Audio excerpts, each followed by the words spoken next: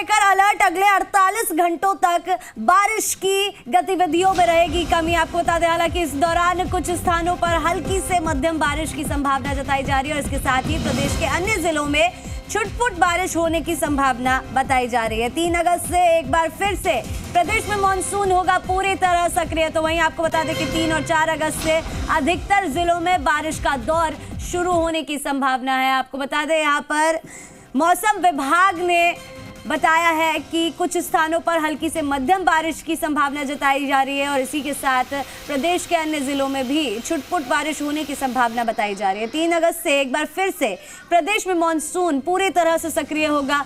तो वहीं 3 और 4 अगस्त से अधिकतर जिलों में बारिश का दौर शुरू होने जा रहा है।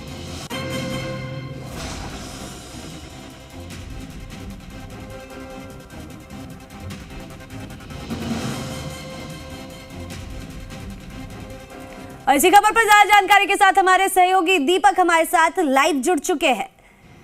ऐसे में दीपक, आपसे जानना चाहेंगे कि बारिश का जो दौर है वो लगातार जारी है, लेकिन यहाँ पर मौसम विभाग ने संभावनाएं भी बता दी है। 3 और 4 अगस्त की यहाँ पर बात की जा रही है कि जो मानसून का जो मौसम है वो वापस से सक्रिय होने जा रहा है। आप क्या कुछ बता सकते हैं, आपके पास क्या जानकारी है?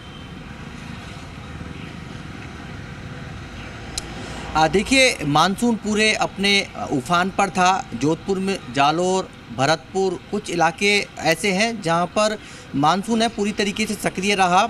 बारिश का जो दौर है लगातार जारी रहा, उसमें जयपुर भी शामिल है। हालांकि देखिए, उन मौसम विभाग का जो अनुमान है, पूर्वानुमान है, उसमें 29 से 2 अगस्त तक धीमी गति से बारिश होगी, लेकिन 3 और 4 अगस्त को फिर से वापस से मानसून सक्रिय हो जाएगा।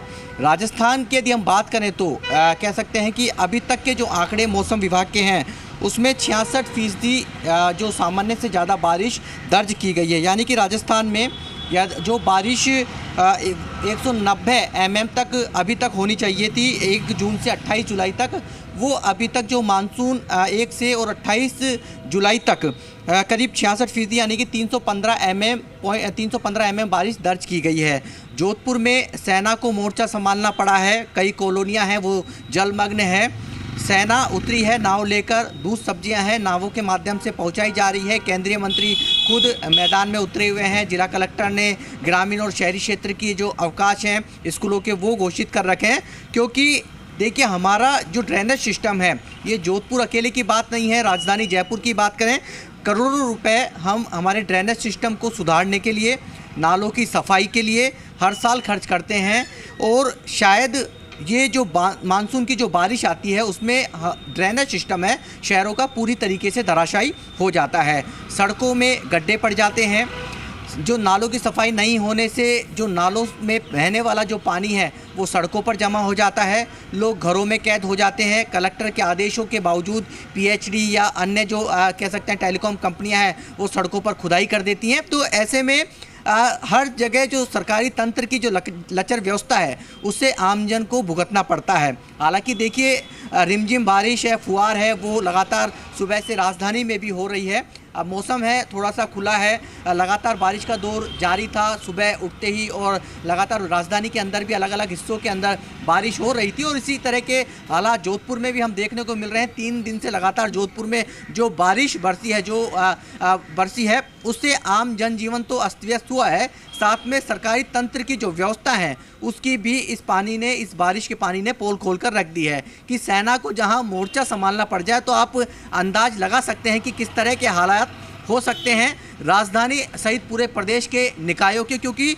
निकायों के पास पूरी तरीके से जिम्मेदारी होती है सड़क निर्माण से लेकर ड्रेनेज सिस्टम को सुधारने से लेकर साथ में नालों की सफाई तक। आप हालात देखिए कि जयपुर के कमला नेहरू नगर है या अलग अलग हिस्से हैं उसमें विधायक को धरने पर बैठना पड़ा। पीएचडी कलेक्टर के आदेश है कि मानसून सीजन के अंदर खुदाई नहीं होनी चाहिए, उसके बावजूद भी कुछ इलाके, कुछ कॉलोनियाँ ऐसी हैं जहाँ पर पीएचडी ने बिना कलेक्टर की अनुमति के रोड खोद दी, जिसके कारण जो लोग हैं घरों के अंदर कैद है। हालांकि कलेक्टर के दखल के बाद अब सारे जितनी भी कटाव थे या खुदाई थी उनको सबको बंद कर दिया है। और पीएचडी और बीसलपुर से जुड़े जो प्रोजेक्ट से जुड़े जो अधिकारी हैं उनको दिशा निर्देश जारी किए हैं कि इस तरह की यदि लापरवाही बरती जाएगी तो उनके खिलाफ सख्त एक्शन लिया जाएगा।